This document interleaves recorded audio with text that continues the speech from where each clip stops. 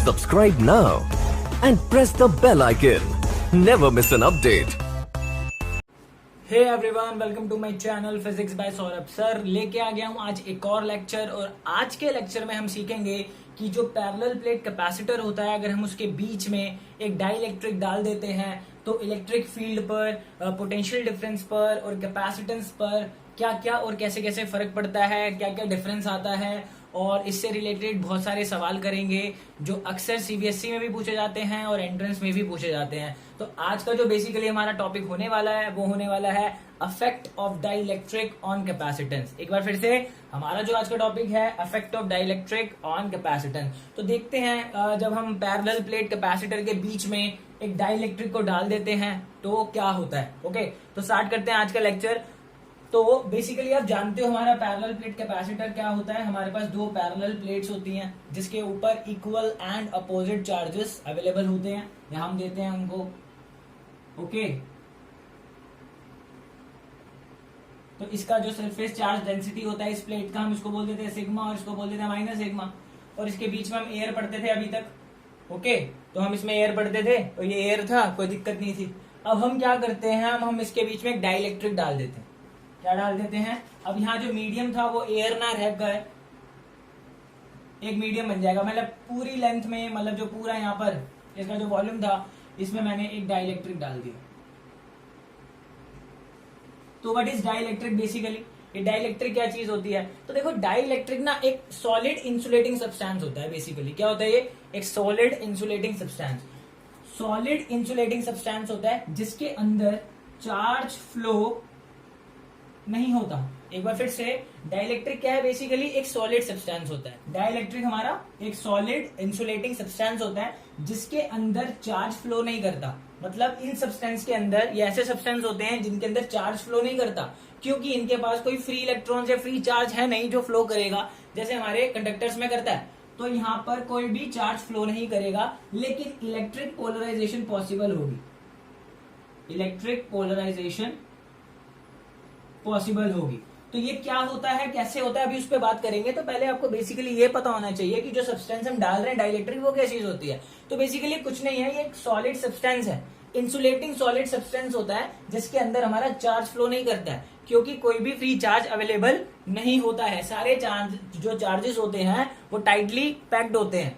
Okay, तो कोई भी चार्ज फ्लो नहीं करेगा, उस टाइप का सब्सटेंस होता है। लेकिन इलेक्ट्रिक पोलराइजेशन हो सकती है। पोलराइजेशन क्या होता है वो भी देखेंगे, और कहाँ कैसे होती है वो भी देखेंगे। तो अब तक समझ में आ गया होगा हम जो सब्सटेंस डाल रहे हैं डाइलेक्ट्रिक को क्या होता है, एक सॉलिड इंसुलेटिंग सब्सटेंस है। ओके, तो चलो आगे चलते हैं।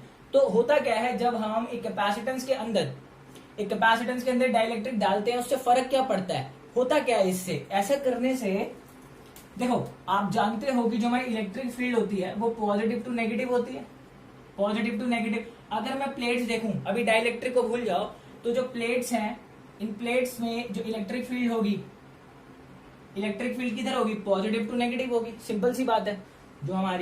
जो इलेक्ट्रिक फील्ड होगी, अगर मैं डाइलेक्ट्रिक को भूल जाऊं, एयर की बात करूं, तो पॉजिटिव टू नेगेटिव एक इलेक्ट्रिक फील्ड होगी। Let's say it is E not. अब देखो स्टार्टिंग के केस में जो डाइलेक्ट्रिक था हमारा, इसके जो पॉजिटिव और नेगेटिव चार्ज थे वो एक ही जगह पर थे।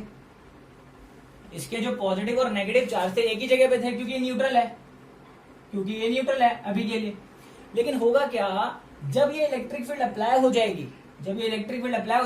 तो सोच के देखो, ये जो इलेक्ट्रिक फील्ड है पॉजिटिव टू नेगेटिव है, तो होगा क्या, इसका जो पॉजिटिव चार्ज है, जो पहले पॉजिटिव और नेगेटिव इकट्ठा था, अब इसका जो पॉजिटिव चार्ज है वो इस तरफ को खिसक जाएगा, और जो नेगेटिव चार्ज है वो इस तरफ को खिसक जाएगा। वो आप सिंपली ऐसे भी देख सकते हो कि जो नेगेटिव है पॉजिटिव को खींच लेगा, पॉजिटिव जो है नेगेटिव को भी खींच लेगा। ऐसे आप सिंपली समझ सकते हो। ओके, तो इसी प्रोसेस को हम क्या बोलते हैं, इलेक्ट्रिक पोलराइजेशन। इलेक्ट्रिक फील्ड की वजह से यहाँ पर पोलराइजेशन हो गया। पोलराइजेशन का क्या मतलब होता है कि जब सेंटर ऑफ पॉजिटिव चार्ज और centre of negative charge separate हो जाते हैं, इसको पोलराइजेशन बोलते हैं। तो डाइलेक्ट्रिक सब्सटेंस ऐसे सब्सटेंस होते हैं जिनके अंदर चार्ज तो फ्लो नहीं करता, लेकिन इलेक्ट्रिक पोलराइजेशन पॉसिबल हो सकता है। ओके, तो ये हमारा कुछ ऐसी फिगर दिखने लगेगी। तो जो हमारी इलेक्ट्रिक फील्ड प्लेट में थी, उस प्लेट की इलेक्ट्रिक फील्ड की वजह से इलेक्ट्रिक पोलराइजेशन हुआ, और इलेक्ट्रिक पोलराइजेशन ने ये जो डाइलेक्ट्रिक स्लैब भी बोलते हैं इसको, जो हमने इसमें इंसर्ट की है, उस पे इधर पॉजिटिव और इधर नेगेटिव चार्ज आ गया, सिंपल है, कोई दिक्कत ही नहीं है। अब पॉजिटिव और नेगेटिव इसमें इंड्यूस हो गया, तो ये इंड्यूस चार्जेस है ना, इंड्यूस हुए हैं, प्रोड्यूस किए गए हैं, तो एक इलेक्ट्रिक फील्ड इसके अंदर भी तो इंड्यूस हो जाएगी। This is called E I N. I N मतलब इंड्यूस, आई एन मतलब इंड्यूस। तो जो ई नॉट थी वो तो पॉजिटिव टू नेगेटिव प्लेट्स में थी। अब क्योंकि हमने डाइलेक्ट्रिक स्लैब डाल दी, तो डाइलेक्ट्रिक में जो कि चार्ज इंड्यूस हो गया पोलराइजेशन से, तो पॉजिटिव टू नेगेटिव एक इलेक्ट्रिक फील्ड इंड्यूस हो जाएगी। तो सोच के देखो, जब ये नहीं था तो ये ई नॉट था, जब मैंने ये डाल दिया तो अब जो इलेक्ट्रिक फील्ड है वो डिक्रीज हुआ कि नहीं हुआ, क्योंकि पहले सिर्फ इधर जाने वाली एक इलेक्ट्रिक फील्ड थी। अब हुआ क्या, डाइलेक्ट्रिक डाला, एक इलेक्ट्रिक फील्ड तो इधर जा ही रही है, लेकिन इसके अपोजिट में एक इलेक्ट्रिक फील्ड इंड्यूस हो गई यहां पर। तो अब जब मैं electric field, net electric field लिखूंगा, अब मैं नेट इलेक्ट्रिक फील्ड लिखूंगा, वो क्या लिखूंगा, दिस माइनस दिस, क्योंकि देखो डायरेक्शन अपोजिट है। तो मैं क्या लिखूंगा, ई नॉट माइनस ई इंड्यूस। जब हमारे पास एयर थी तो हमारे पास सिर्फ इलेक्ट्रिक फील्ड ई नॉट थी। अब डाइलेक्ट्रिक डालने की वजह से एक इलेक्ट्रिक फील्ड ई नॉट के अपोजिट आ गई। ओके, तो अपोजिट आने की वजह से जो नेट है वो डिक्रीज हो जाएगा, जो पहले ई नॉट था अब वो ई नॉट माइनस कुछ समथिंग हो जाएगा, क्योंकि इसमें इलेक्ट्रिक फील्ड इंड्यूस हुई है। तो E not minus E induced equal to हमें नेट इलेक्ट्रिक फील्ड मिल जाएगी। तो आपको इसी से ही पता चल रहा है कि यहाँ पर हमारी जो नेट इलेक्ट्रिक फील्ड डिक्रीज हो रही है, यानी स्लैब डालने की वजह से इलेक्ट्रिक फील्ड डिक्रीज होती है। अब किस फैक्टर से होती है अभी वो देखते हैं। ओके, तो इतना आपको समझ में आ गया कि जो नेट फील्ड है वो डिक्रीज हो गई और नेट फील्ड आ जाएगी हमारी ई नॉट, जो कि इस डायरेक्शन में है माइनस ई। सिंपल, बहुत अच्छी बात है, अच्छी है।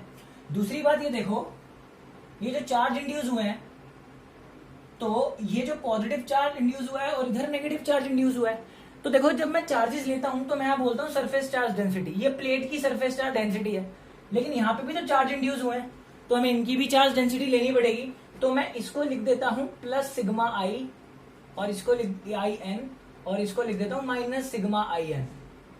मतलब ये इंड्यूस हुई है, ये इंड्यूस हुई है, तो this is my plus sigma I N and this is minus sigma I N.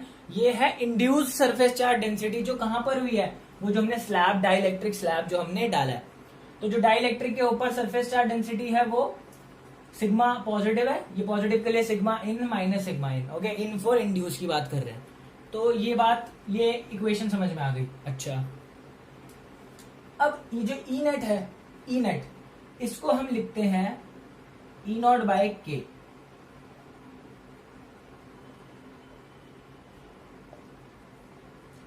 अब ई नेट को ई नॉट बाय के कैसे लिख दिया, अब वो देखते हैं। और ये के क्या चीज होती है, देखो ये जो मटेरियल है ना, ये जो मटेरियल है, ये जब बना था तभी इसके ऊपर एक थप्पा लग गया था, तभी इसके ऊपर एक स्टैंप लग गई थी कि इसका एक फिक्स नंबर होगा, जिसको हम डाइलेक्ट्रिक कांस्टेंट कहते हैं। हर मटेरियल का एक फिक्स्ड डाइलेक्ट्रिक कांस्टेंट, जिसको हम के कहते हैं, वो फिक्स होता है। ओके, तो मैंने इस मटेरियल का के मान लिया, इस मटेरियल का मैंने डाइलेक्ट्रिक कांस्टेंट के मान लिया। अब ये रियलिटी में के दिखाता क्या है, देखो रियलिटी में के क्या बताता है, सिंपल सी चीज है। मान लो जब ये डाइलेक्ट्रिक स्लैब यहां नहीं था, तो यहां पर इलेक्ट्रिक फील्ड थी 100, यहां पर इलेक्ट्रिक फील्ड थी 100। मान लो आपने पूरे वॉल्यूम को एक डाइलेक्ट्रिक सब्सटेंस से भर दिया, पूरे डाइलेक्ट्रिक सब्सटेंस से भर दिया, तो अब इलेक्ट्रिक फील्ड हो गई 50, अब इलेक्ट्रिक फील्ड हो गई 50। तो कितने गुना कम हुआ, ये 100 से 50 हुआ, 2 गुना कम हुआ, तो यानी इसका डाइलेक्ट्रिक कांस्टेंट कितना हो गया मेरे पास, 2। अगर ये इसको 25 कर देता, ये ध्यान रखना तब एप्लीकेबल है जब हम पूरा इसको भर दें। मैं इसको 25 कर देता तो ये देखा गया कि इसका के कितना है, 4। इसका के कितना आ जाएगा, 4, क्योंकि देखो 4 गुना कम कर दिया। तो के की डेफिनेशन यही है कि के क्या बताता है आपको कि इलेक्ट्रिक फील्ड कितने गुना कम हो जाएगी जब हम जो स्पेस है उसको पूरी तरह उस मीडियम को उस सब्सटेंस से भर देते हैं, उस मटेरियल से भर देते हैं। सिंपल सी बात है। तो 100 था जब एयर था, मैंने सब्सटेंस डाला, इलेक्ट्रिक फील्ड हो गया 25, तो कितने गुना कम हुआ, 4 गुना हमारा कम हो गया। तो 4 गुना कम हो गया, इसका मतलब क्या है, के की वैल्यू 4 है। तो यानी के क्या बताता है, के हमें ये बताता है कि इलेक्ट्रिक फील्ड कितने गुना घट जाएगी। कितने गुना घट तो रही है, इक्वेशन से समझ में आ रहा है, कितने गुना घट जाएगी वो सिर्फ के पे डिपेंड करता है। अगर के 8 है तो 8 गुना घट जाएगी, 10 है तो 10 गुना घट जाएगी, और अगर के की वैल्यू के ही है तो कितने गुना घट जाएगी, के गुना घट जाएगी। तभी मैंने नेट की जगह क्या लिख दिया, ई नॉट बाय के लिख दिया, सिंपल। ओके, एक बार फिर से देख लो, अगर के की वैल्यू सिर्फ हमें इतना बताता है कि इलेक्ट्रिक फील्ड कितने गुना घट जाएगी जब हम पूरे वॉल्यूम में डाइलेक्ट्रिक को डाल देते हैं, जैसे कि इसमें देखा 100 से 25 हो रहा है तो कितने गुना घट गया, 4 गुना घट गया, तो के की वैल्यू 4 है। अगर के की वैल्यू में के ही ले लूं तो इलेक्ट्रिक फील्ड कितने गुना हो जाएगी, ई नॉट बाई के टाइम्स हो जाएगी, ई नॉट बाई के। तो ई नेट की जगह मैंने लिख दिया ई नॉट बाय के, सिंपल ऐसे लिख दिया। तो के हमें बस इतना बता रहा है कि इलेक्ट्रिक फील्ड कितने गुना घट जाएगी, और के जो होता है हर सब्सटेंस के लिए फिक्स होता है। ओके, जैसे कि हम वैक्यूम के लिए 1 लेते हैं, एयर के लिए नियरली 1 लेते हैं, माइका शीट के लिए 7 लेते हैं। तो हमने ऐसे ही मैंने के की वैल्यूज लिखवाई थी पिछले भी लेक्चर्स में, जाके आप देख सकते हो। ओके, तो सिंपल यहाँ पे ई इंड्यूस इधर आ जाएगा और this is E not minus E not by के। तो अब देखो एक चीज और समझो, जो पैरेलल प्लेट्स होती हैं उनके बीच में आप कहीं पर भी इलेक्ट्रिक फील्ड निकालते हो, उसका फॉर्मूला होता है सिग्मा बाय एप्सिलॉन नॉट। क्या होता है, sigma by epsilon not. Single plate होती तो हम लिखते हैं सिग्मा बाय 2 एप्सिलॉन नॉट, दोनों प्लेट के बीच में होता है सिग्मा बाय एप्सिलॉन नॉट। किसका फॉर्मूला है ये, इलेक्ट्रिक फील्ड का फॉर्मूला है। तो मैं यहां लगा दो इलेक्ट्रिक, ये देखो ई इंड्यूस है तो सिग्मा बाय एप्सिलॉन नॉट लिखूंगा। अब ये इंड्यूस इलेक्ट्रिक फील्ड है तो किसकी वजह से होगा, सिग्मा इंड्यूस की वजह से होगा। अच्छी बात है। ई नॉट किसकी वजह से होगा, ये तो प्लेट्स की वजह से, तो प्लेट की सरफेस चार्ज डेंसिटी कितनी है, सिग्मा बाय एप्सिलॉन नॉट, और माइनस ये कितना है, sigma by epsilon not by K. अब आप देख सकते हो epsilon not epsilon not epsilon naught cut गया तो सिग्मा इंड्यूस आ गया मेरे पास, सिग्मा को कॉमन ले लिया, 1 माइनस 1 बाय के, 1 माइनस 1 बाय के।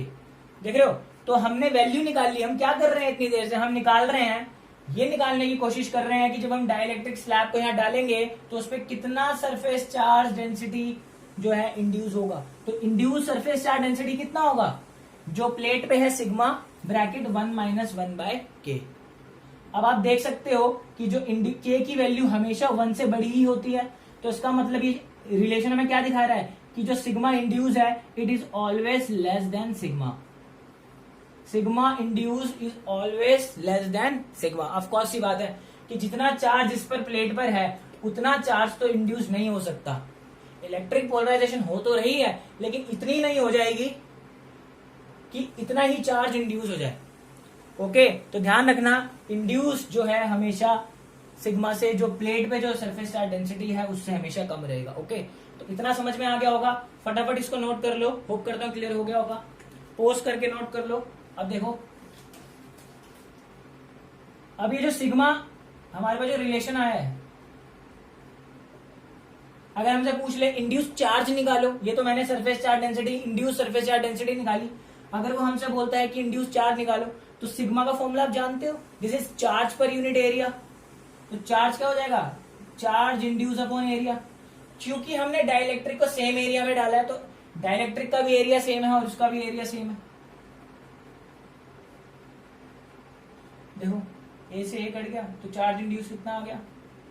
जेई एडवांस में इस पे डायरेक्ट क्वेश्चन आया है फॉर्मूले पे, इंपॉर्टेंट रिजल्ट है कि इंड्यूस चार्ज का फॉर्मूला आपको डायरेक्ट यूज करना पड़ सकता है। तो इंड्यूस चार्ज का फॉर्मूला क्या होता है, इनिशियल चार्ज 1 माइनस 1 बाय के, और के आपको मटेरियल का गिवन होगा सवाल के अंदर। तो होप करता हूं क्लियर हो गया होगा। ये हम इंड्यूस चार्ज निकाल लेते हैं, सिंपल। मैंने अभी आपको बताया कि इंड्यूस चार्ज हमेशा सिग्मा से कम होगा, मतलब जो प्लेट पे चार्ज है उससे कम होगा। क्या कभी ऐसा पॉसिबल है कि ये बराबर हो जाए, देखो ज्यादा तो कभी नहीं हो सकता, लेकिन बराबर कर सकते हैं क्या हम इनको, यस बराबर कर सकते हैं। कैसे कर सकते हैं, ये जो मैंने डाइलेक्ट्रिक स्लैब डाली है, ये फटाफट नोट कर लिया होगा। ये जो आपने स्लैब डाली है, अगर ये कंडक्टर हो तो, अगर ये कंडक्टर हो तो क्या होगा। अभी तक तो मैंने क्या बोला था, ये इंसुलेटिंग सब्सटेंस है, लेकिन अगर मैं कंडक्टर डाल देता सेम इसकी जगह पर तो इंड्यूस की वैल्यू क्या होगी। तो ध्यान से देखो, कंडक्टर के जो नेट फील्ड है, जब मैं कंडक्टर लिखूंगा तो नेट फील्ड क्या हो जाएगी, 0 हो जाएगी। क्योंकि आप जानते हो इलेक्ट्रोस्टैटिक कंडीशन में जो नेट इलेक्ट्रिक फील्ड होती है इनसाइड द कंडक्टर वो 0 होती है। तो जो नेट फील्ड है इसका फॉर्मूला मैंने अभी आपको लिखवाया था, this is E naught by K, हमने भी यूज किया है ना। इलेक्ट्रिक फील्ड नेट क्या होती है, ई नॉट बाय के। अब ई नेट कितना है मेरे पास, 0। ई नॉट कितना है मेरे पास, ई नेट 0, क्योंकि इसके अंदर तो इलेक्ट्रिक फील्ड हमारी जो नेट है वो 0 है। तो ये एक बात बताओ, ये जीरो कब पॉसिबल है? जब के की वैल्यू इनफाइनाइट हो जाए। ये वैल्यू कब पॉसिबल है? जब के की वैल्यू इनफाइनाइट हो जाए। देखो अगर मैं यहाँ के इनफाइनाइट डाल दूं तो 1/E0/इंफिनिटी क्या हो जाएगा? 1/इंफिनिटी जीरो होता है, तो के अगर इनफाइनाइट हो जाए तो हमारी ई नेट जीरो हो जाएगा। तो यानी के की वैल्यू क्या रखनी पड़ेगी? इनफाइनाइट रखनी पड़ेगी। तो यानी जो चार्ज इंड्यूस है इस फॉर्मूले में अगर आप के की वैल्यू इन्फिनिटी डाल देते हो 1 - 1/इंफिनिटी, तो 1/इंफिनिटी हो गया जीरो, तो जो चार्ज इंड्यूस है वो देखो चार्ज के बराबर आ जाएगा, और वही सिग्मा इंड्यूस जो है वो हमारा सिग्मा के बराबर आ जाएगा। चार्ज इंड्यूस है वो हमारा चार्ज के बराबर है। हाँ, ज्यादा नहीं हो सकता। तो ये तो कभी ये पूछे कि ये कभी इक्वल हो सकते हैं? हाँ बिल्कुल हो सकते हैं। अगर हम स्लैब की जगह क्या डाल दें? हम स्लैब की जगह कंडक्टर लगा दें तो के की वैल्यू इन्फिनिटी होती है। अब के इन्फिनिटी क्यों लिया इसका रीजन पता चल गया, क्योंकि वहां नेट फील्ड जीरो है। इलेक्ट्रोस्टैटिक कंडीशन में जीरो होती है, तो यहाँ पे जीरो डाल दिया, के इन्फिनिटी पे जीरो हो गया तो के इनफाइनाइट हो गया। तो के इनफाइनाइट यहाँ डालेंगे तो हमारा इंड्यूस चार्ज क्यू के बराबर आ जाएगा और सिग्मा इंड्यूस हमारा सिग्मा के बराबर आ जाएगा। लेकिन हाँ ध्यान रखना, इस केस के लिए कभी भी सिग्मा इंड्यूस जो है बराबर नहीं होगा। सिग्मा इंड्यूस हमेशा सिग्मा से कम रहेगा। इस केस के लिए कंडक्टर में इक्वल हो जाता है। सिंपल। तो कहानी देख ली आपने कि डाई इलेक्ट्रिक डालने से हमारा चार्ज इंड्यूस हो जाता है, और हमने चार्ज इंड्यूस का फॉर्मूला निकाल लिया और सरफेस चार्ज डेंसिटी का भी निकाल लिया, सेम ही है। तो ये काम कर रहे थे पहले हम। ये दो फॉर्मूले इंपॉर्टेंट है, रिजल्ट इंपॉर्टेंट है कि डाई इलेक्ट्रिक पर कितना चार्ज इंड्यूस होगा, तो इंड्यूस चार्ज और इंड्यूस सरफेस चार्ज डेंसिटी हमने निकाल ली। ये काम हम कर रहे थे। ओके, अब हम देखते हैं कैपेसिटेंस पे क्या फर्क पड़ता है, इलेक्ट्रिक फील्ड पे क्या इफेक्ट पड़ता है, पोटेंशियल डिफरेंस पे क्या इफेक्ट पड़ता है। ओके, तो देखो effect on electric field, effect on electric field, effect on electric field. Electric field पे अगर आप इफेक्ट देखोगे तो डिक्रीज हो रहा है। अभी तो बताया इलेक्ट्रिक फील्ड जो नेट थी क्या आई है? E0/k, और के यही तो बताता है कि इलेक्ट्रिक फील्ड कितने गुना कम हो गई। तो इलेक्ट्रिक फील्ड तो हमारी डिक्रीज हुई है, इलेक्ट्रिक फील्ड हमारी डिक्रीज हुई है। What about potential difference? हमारा पोटेंशियल डिफरेंस पे क्या फर्क पड़ेगा? तो निकाल लेते हैं, देखते हैं कि क्या होता है हमारा। V0 का फॉर्मूला क्या होता है? E0 × d, equation 1। ये तब है जब हमने कोई डाइलेक्ट्रिक स्लैब नहीं डाली, हम एयर में बात कर रहे हैं, तो V0 = E0 × d, सिंपल। चलो अब हमने डाइलेक्ट्रिक स्लैब डाल दी तो ये हो जाएगा V, ये हो जाएगा E नेट, क्योंकि डाइलेक्ट्रिक स्लैब डालने के बाद हम इसको E नेट लिख रहे हैं, ये हमें निकालना है, × d। अब हम जानते हैं कि नेट की वैल्यू कितनी है? E0/k, E0/k × d। अब E0 × d की वैल्यू कितनी है? V0, तो V कितना आ रहा है? V0/k। तो देखो इलेक्ट्रिक फील्ड भी क्या आ रही थी? E0/k, पोटेंशियल भी क्या आ रहा है? V0/k, तो यानी ये भी क्या हो रहा है? ये भी हमारा डिक्रीज हो रहा है। तो यानी डाइलेक्ट्रिक स्लैब डालने से इलेक्ट्रिक फील्ड भी डिक्रीज हो रही है, पोटेंशियल डिफरेंस भी डिक्रीज हो रहा है। ये देखो दोनों चीजें हमारे पास डिक्रीज हो रही हैं। चलो अब बात करते हैं कैपेसिटेंस की। किसकी बात करते हैं? कैपेसिटेंस की, वही सबसे इंपॉर्टेंट है। चलो अफेक्ट ऑन कैपेसिटेंस। कैपेसिटेंस पर हमारा क्या फर्क पड़ने वाला है? तो आप जानते हो C = क्या होता है? अब हम एयर में थे तो हम लिख देते हैं, चलो C0 = Q/V0। देखो ये जो चार्ज है ये प्लेट का चार्ज है, ये तो नहीं चेंज हो रहा ना। डाइलेक्ट्रिक स्लैब डालो चाहे ना डालो ये चार्ज तो सेम ही रहेगा, क्योंकि तो प्लेट का चार्ज है और प्लेट पे चार्ज थोड़ी चेंज हो रहा है हमारा। अच्छी बात है। तो ये हो गया C = Q/V0 जब हम एयर में थे, इक्वेशन नंबर 1। तो एयर के लिए फॉर्मूला लिख दिया। अब हम किसके लिए फॉर्मूला लिख रहे हैं? अब हम लिख रहे हैं जब हमने स्लैब डाल दिया, तो स्लैब डालेंगे तो फॉर्मूला क्या हो जाएगा? Q/V। चार्ज सेम रहेगा क्योंकि स्लैब डालने से चार्ज प्लेट का चेंज नहीं होने वाला, तो हो गया V0। तो यहाँ V आ गया। अब आप जानते हो V की वैल्यू क्या है? V0/k। V की वैल्यू हमारे पास क्या है? V0/k। तो यहाँ पुट कर दो, दिस इज V0/k, ऊपर चला गया, यहाँ लिख दो यार V0/k, के ऊपर आ गया, नीचे से ऊपर आ गया। अब Q/V0 आप जानते हो कितना है? इसको इधर देख लो, C = Q/V0, C0 है तो ये आ जाएगा K × C0। देख रहे हो इंपॉर्टेंट रिजल्ट आ रहा है आपके आगे। जो कैपेसिटेंस है वो K टाइम्स इंक्रीज हो गया है, तो कैपेसिटेंस बढ़ जाता है। कैपेसिटेंस हमारा बढ़ जाता है कितने गुना, जितना उसका डाइलेक्ट्रिक कांस्टेंट के होता है। ध्यान से देख लो, कैपेसिटेंस बढ़ गया, पोटेंशियल घट गया, इलेक्ट्रिक फील्ड घट गया, लेकिन कैपेसिटेंस हमारा बढ़ गया। अगर इसको एक दूसरे तरीके से ड्राइव करना चाहो तो ये भी कर सकते हो। तो सी का फॉर्मूला क्या है हमारे पास, Q by V not into K. तो C equal to Q by V not की वैल्यू, वी नॉट की वैल्यू क्या है हमारे पास, ये ई नॉट डी इंटू के। अब आप जानते हो इलेक्ट्रिक फील्ड की वैल्यू क्या होती है, sigma by epsilon not. Epsilon not को ऊपर कर दो, जो भी नीचे आ रहा है मैं ऊपर ले जा रहा हूं। और आप सिग्मा को जानते हो, क्या होता है सिग्मा,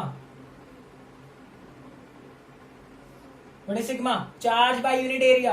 तो यहां आ गया चार्ज अपॉन में एरिया, एरिया को मैं ऊपर ले गया तो क्यू से क्यू कट गया। तो देखो क्या आ रहा है, K A epsilon not by D, मैंने के को 2 बार लिख दिया, A epsilon not by D. A epsilon not by D का फॉर्मूला मैंने आपको ड्राइव कराया था, कैपेसिटेंस का होता है। तो this is C equal to K times of C naught. देखो इस तरीके से भी प्रूव हो सकता है, कैसे भी कर लो, कैपेसिटेंस बढ़ेगी ही बढ़ेगी, चाहे ऐसे कर लो चाहे आप ऐसे लिख के भी कर लो, कोई फर्क नहीं पड़ेगा। ये पैरेलल प्लेट के लिए आ गया। ओके, पैरेलल प्लेट के लिए अगर देखो तो A epsilon not by D वही होता है पैरेलल प्लेट का। ये पैरेलल प्लेट के लिए नहीं, किसी भी शेप की जो प्लेट्स होती है उसके लिए एप्लीकेबल है, उस शेप का एरिया लिखना होता है यहाँ पर। ओके, तो हमारा जो कैपेसिटेंस है वो के टाइम्स बढ़ गया। तो क्लियर हो गया होगा। चलो अब कुछ चलते हैं इंपॉर्टेंट क्वेश्चंस की तरफ, जो कि बहुत ज्यादा पूछे जाते हैं। इन रिजल्ट को प्लीज याद रखना, कॉन्सेप्ट से चीजों को पढ़ना, कोई दिक्कत नहीं आएगी, फटाफट नोट कर लो। चलो अब चलते हैं, कुछ कॉन्सेप्ट सीखते हैं जो बहुत ज्यादा काम आने वाले हैं। अभी हमने देखा कि कैपेसिटेंस जो है के टाइम्स हो जाती है, ये तब फॉर्मूला एप्लीकेबल है जब आपने कैपेसिटेंस को पूरा भर दिया हो। मतलब जो आपने स्लैब डाला है ना, वो कैपेसिटेंस के अंदर पूरा मतलब वॉल्यूम ऑक्यूपाई करवाया हो भाई, ऐसे पूरा पूरा करवाए हो। लेकिन अगर मैं बोल दूं कि मेरा क्वेश्चन कुछ ये है आपसे, हाँ, तो हमारा जो क्वेश्चन है कुछ ऐसा है कि अभी हमने जो क्वेश्चन किया था उसमें हमने क्या किया था, जो हमने कैपेसिटेंस लिखी थी के टाइम्स ऑफ सी नॉट, उसमें हमने पूरे वॉल्यूम में भर दिया था डाइलेक्ट्रिक। लेकिन अगर आप ध्यान से देखो इस क्वेश्चन में मैं क्या कह रहा हूं, इस क्वेश्चन में मैंने टी थिकनेस के लिए, सिर्फ टी थिकनेस के लिए हमने डाइलेक्ट्रिक स्लैब को डाला है। तो अब हमारा आंसर क्या आएगा, नया कैपेसिटेंस क्या होगा, क्या ये होगा, नहीं होगा, क्योंकि ये पूरा फिल नहीं है। तो पहले एयर के अंदर ई नॉट, वी नॉट और सी नॉट था हमारा। अब जब हमने टी थिकनेस का स्लैब डाल दिया तो अब हमारा नया इलेक्ट्रिक फील्ड, नया पोटेंशियल डिफरेंस, नया कैपेसिटेंस क्या निकलेगा। ओके, तो इस क्वेश्चन को करने का सबसे सिंपल मेथड है, आप पोटेंशियल लिख लो। क्या लिख लो, पोटेंशियल। देखो यहां पर आपके पास 2 पोटेंशियल होंगे, एक इसके लिए V1 और इसके लिए V2, क्योंकि यहाँ पे एक एयर है और एक मीडियम है। तो V equal to V1 plus V2, potential difference लिख रहा हूं मैं। ओके, जो V होता है आप जानते हो वो क्या होता है, E1 D1, इसके लिए लिख लो E1 D1 और इसके लिए लिख लो E2 D2, क्योंकि पोटेंशियल का फॉर्मूला होता है electric field into D. Okay, अब इलेक्ट्रिक फील्ड कितना है हमारे पास, इलेक्ट्रिक फील्ड E1 है, तो व्हाट अबाउट D1, D1। तो अगर ये पूरी लेंथ D है हमारे पास और ये पार्ट T है, तो ये बचा हुआ कितना हो जाएगा, D माइनस टी। तो put here D minus T. और जो E1 की वैल्यू है, ये एयर है, और एयर के लिए हम इलेक्ट्रिक फील्ड क्या लिखते हैं, E नॉट लिखते हैं, ये लिखते हैं ना। E1 क्या है हमारा, एयर है, और एयर के लिए हम वैल्यू क्या लिखते हैं, E नॉट लिखते हैं। ओके, अच्छी बात है। चलो E2, अब E2 हम स्लैब में आ गए, स्लैब के लिए इलेक्ट्रिक फील्ड क्या लिखते हैं, लिखना सिखाया था, उतने टाइम्स डिग्रीज हो जाता है E नॉट बाई के। और D2 हमारा क्या होगा, this is the distance, this is T, thickness is T। तो हमारा पोटेंशियल क्या आ रहा है, E नॉट को अगर मैं कॉमन ले लूं, but I will get this is D minus T plus T by K. Okay, this is E not D minus T plus T by K, this is my potential difference.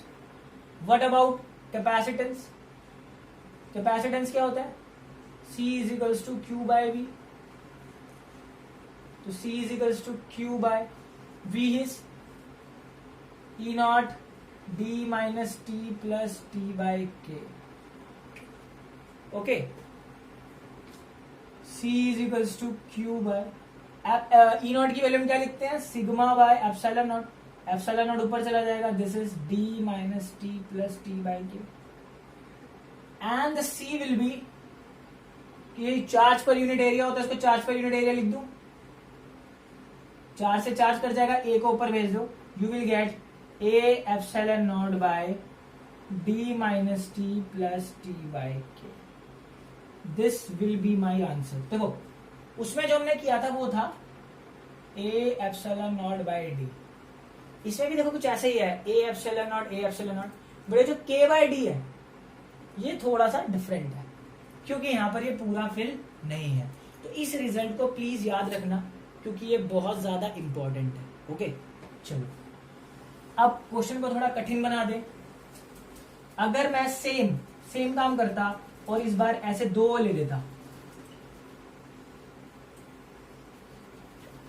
इसको लिख देते हैं K1 और इसको लिख देते हैं K2.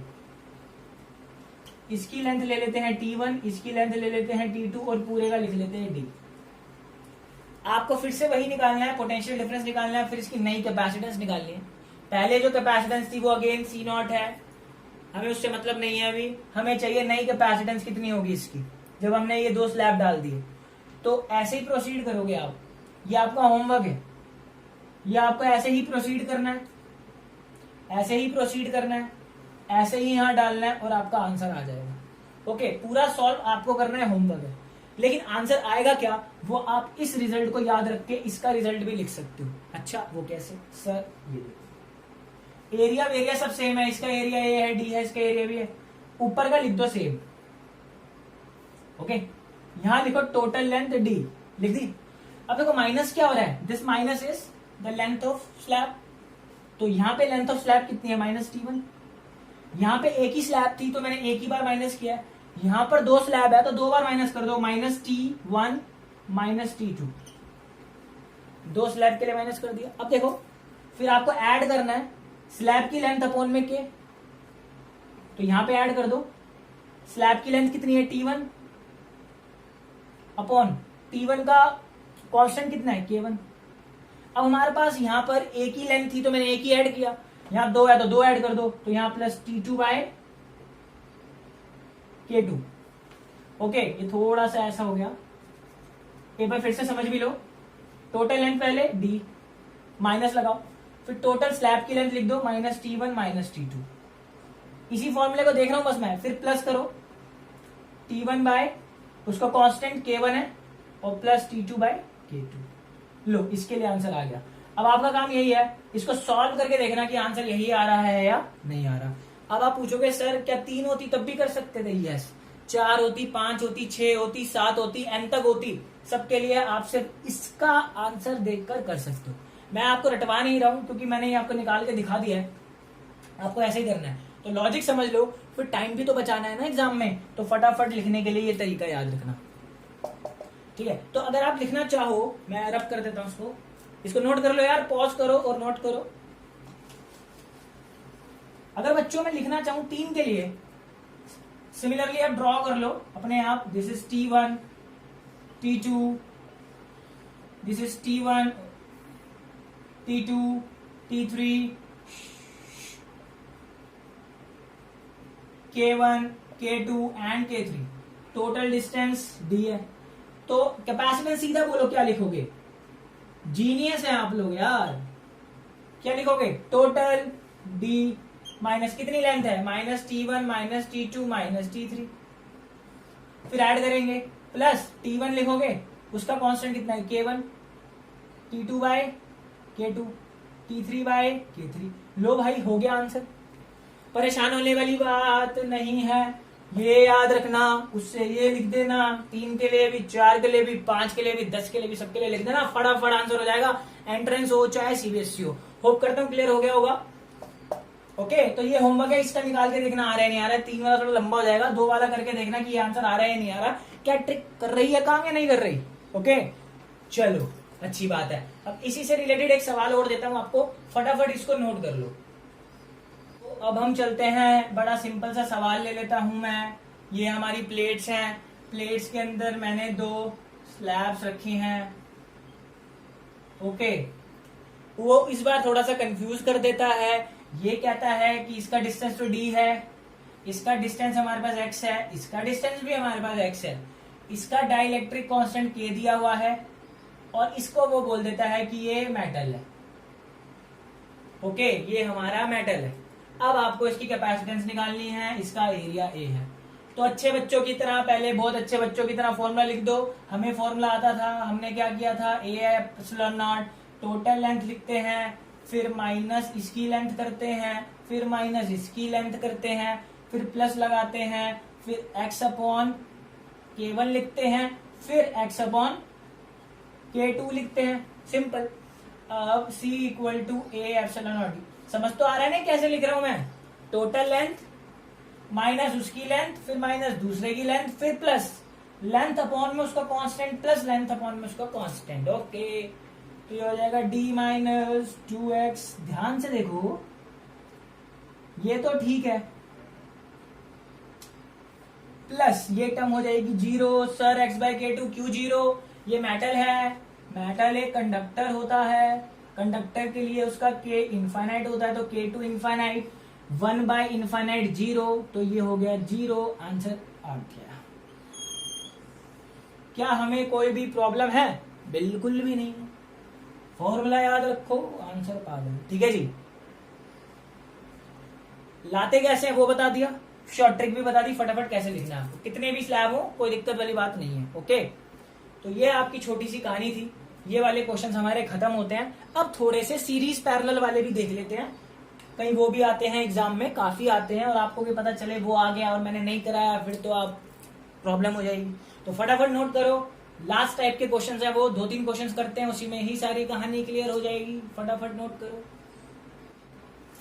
तो सर अब कौन से क्वेश्चंस आते हैं? कैमरा हिल गया। अब कौन से क्वेश्चंस आते हैं? ये लो, फर्स्ट टाइप का क्वेश्चन देख लो। फर्स्ट टाइप के क्वेश्चंस में आपको कैपेसिटर दे दिया, एयर के अंदर इसकी, मैं सी नॉट लिखूंगा, समझ जाना। सी नॉट का मतलब है एयर के अंदर, मतलब उसके अंदर तब कोई डाइलेक्ट्रिक कांस्टेंट नहीं था, डाइलेक्ट्रिक नहीं था, और उसकी वैल्यू सीधा ए एप्सिलॉन नॉट बाई डी है। ये बात है, इसका मतलब ये है। ओके, तो अपने आप समझना। अब हमने क्या किया, ये हमारा कैपेसिटेंस था, हमने इसमें आधा आधा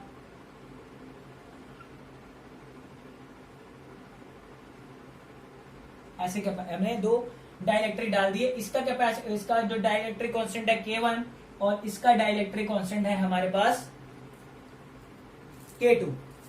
हमारा K1 है और ये K2 है। देखो, ये जो एरिया है प्लेट का वो A है, और ये जो डिस्टेंस है ये हमारा D है। ओके, अब देखो यहां पर 2 कैपेसिटेंस है। आपको करना क्या, इन टाइप के क्वेश्चंस में अलग अलग कैपेसिटेंस निकालने। ध्यान से देखो, ये जो एक कैपेसिटेंस थी, चलो इसको हटा दो, कंफ्यूज मत हो।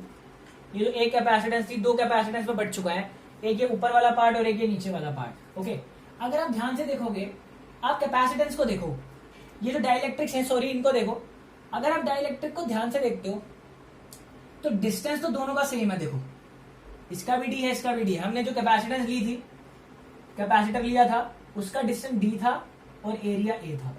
ओके, अब जब हमने इसमें डाइलेक्ट्रिक डाला, डाइलेक्ट्रिक का डिस्टेंस डी ही है, लेकिन देखो एरिया बढ़ गया। देखो, इस वाले का एरिया हाफ हो गया और इस वाले का एरिया हाफ हो गया। एक बार फिर से, जब हमने कोई भी डाइलेक्ट्रिक नहीं डाला था, तब देखो अपनी फिगर को कैसी है, एरिया ए है, डिस्टेंस डी।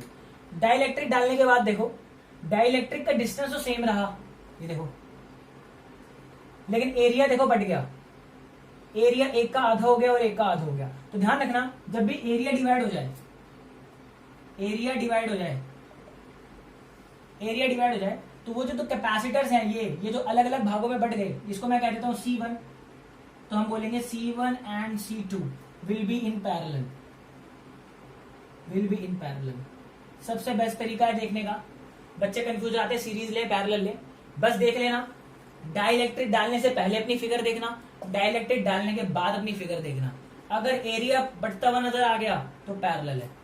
ओके, तो चलो C1 की वैल्यू निकाल लो। C1 की वैल्यू क्या होती है? C1 की वैल्यू क्या होती है? K times of A epsilon not by D. यही फॉर्मूला होता है ना, फॉर्मूला ये होता है ना कैपेसिटेंस का, A epsilon not by D, और K लगा देते हैं क्योंकि इसमें कैपेसिटेंस है। तो देखो K कितना है इसके लिए, K1 है, एरिया कितना है इसके लिए, a/2 है, एप्सिलॉन नॉट बाय डी। ये आ गई इक्वेशन 1। मैंने C1 की वैल्यू निकाल दी कि a epsilon not by D जानते हो, पैरेलल प्लेट कैपेसिटर का फॉर्मूला होता है।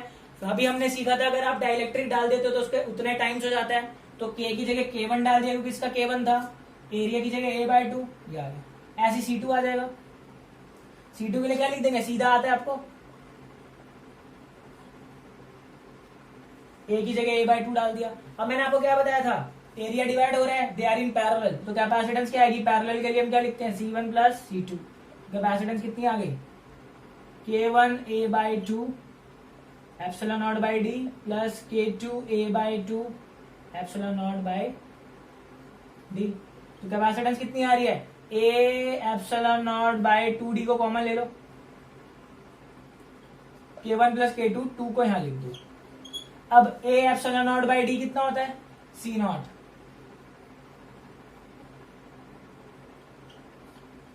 तो इसका मतलब क्या है, ये आंसर हमें बताना क्या चाह रहे हैं, आंसर हमें बताना चाह रहा है कि जब हमने डाइलेक्ट्रिक स्लैब नहीं डाली थी तो कैपेसिटेंस C0 थी।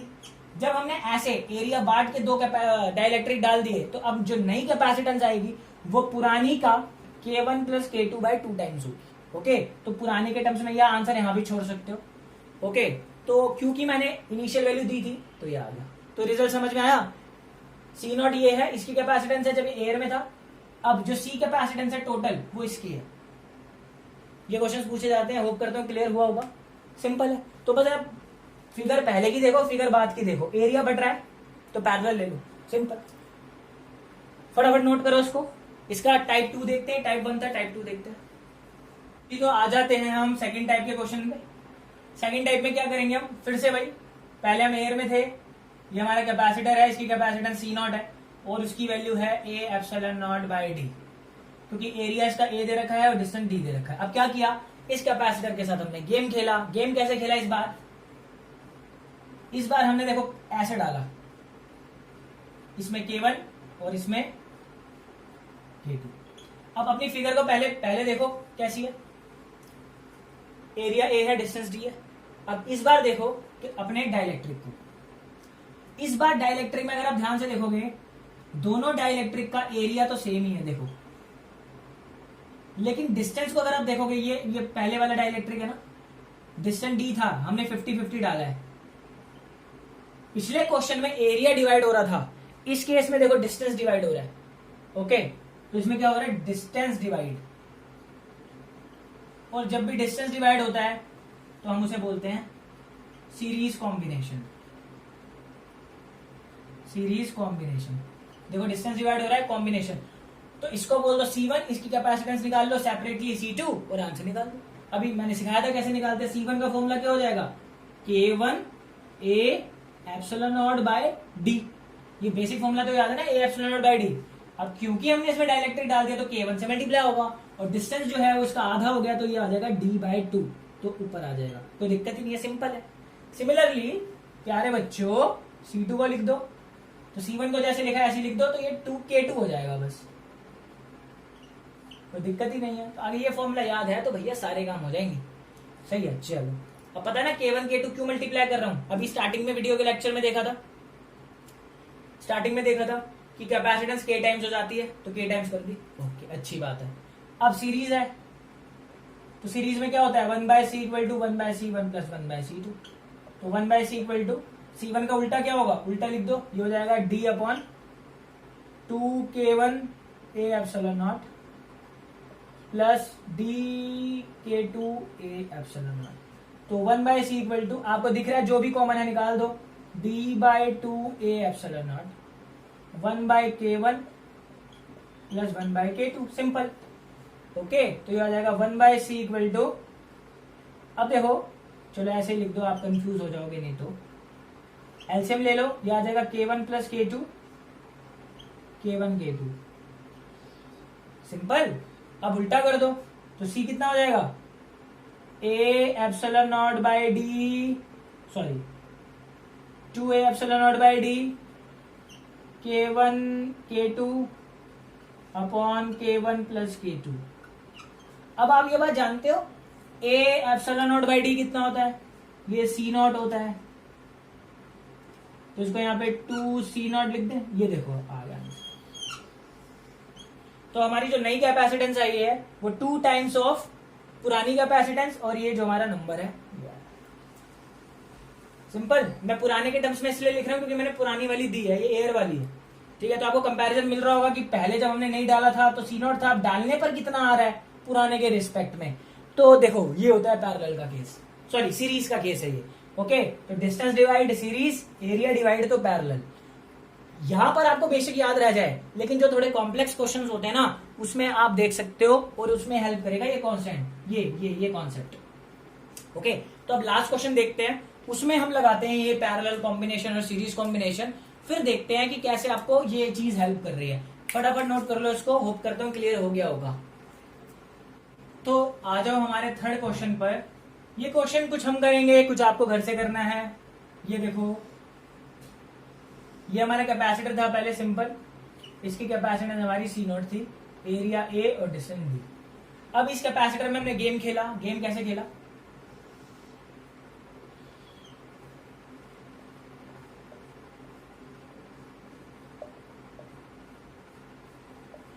दिस इज K1, ये पार्ट है K2 और ये पार्ट है K3। ये हमारा डिस्टेंस B है और ये। अब दिक्कत होती है थोड़ी सी सीरीज पैरेलल देखने में, जो कि मैं बात कर रहा था। ओके, तो पहले अगर इस फिगर को मैं सोचूं कि ये था इतना, ये डिस्टेंस D है और ये मैंने D/2 में बांट रखा है। अगर आप ध्यान से देखो, अगर मुझे K2 और K3 में जज करना है कि सीरीज और पैरेलल है, तो आप पहले इतने पे हाथ रख लो और सोचो कि कैपेसिटर इतना ही था। मतलब मान लो इनिशियली कैपेसिटर हमारा इतना ही था, डिस्टेंस D/2 था और एरिया तो आपको दिख ही रहा है पूरा A है। अब अभी भूल जाओ, K1 वाला पार्ट ही भूल जाओ, समझ लो हम इनिशियल इतना था। मैंने कहा ना इनिशियल देखना होता है, तो मान लो हमारा इनिशियल कैपेसिटर था ही इतना। अब देखो डिस्टेंस D/2 है। अब इन दोनों कैपेसिटर का अगर आप देखोगे तो डिस्टेंस, इनिशियली डिस्टेंस कितना था D/2, इनिशियली दोनों का डिस्टेंस कितना है D/2। ओके, लेकिन अगर एरिया देखोगे, एरिया डिवाइड हो रहा है इनका। मैंने पहले इनिशियल फिगर बनाई है, इससे कंपेयर मत करना क्योंकि मैं ये वाला पार्ट भूल चुका हूं, ये वाला पार्ट एग्जिस्ट करता ही नहीं है। तो उसके लिए मुझे इनिशियली एक दूसरी फिगर बनानी पड़ेगी।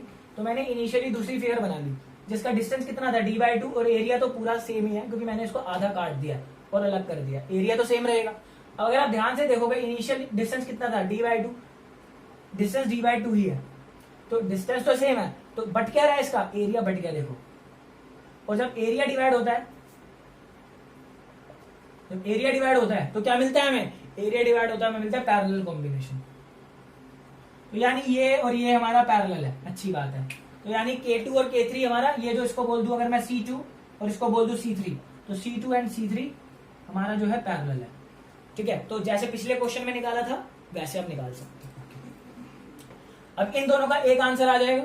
ठीक है, तो अब फिगर कुछ ऐसी हो जाएगी, ये हो जाएगा C2 एंड C3 का कॉम्बिनेशन और इसको बोल दो C1 और इसमें हमारा K1 भरा है।